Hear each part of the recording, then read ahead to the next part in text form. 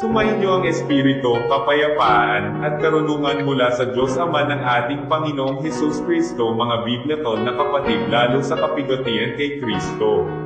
Totoo ba na lahat ng tao ay nilikha ayon sa larawan o image of God? Hindi ang sagot ko ayon sa Biblia, tayo ipinanganak o nilikha ayon sa wangis ng ating mga magulang ayon sa laman. Dahil si Kristo na ipinanganak ng Diyos Ama niya mismo ang image of God o ipinanganak ayon sa wangis ng Diyos Ama mismo.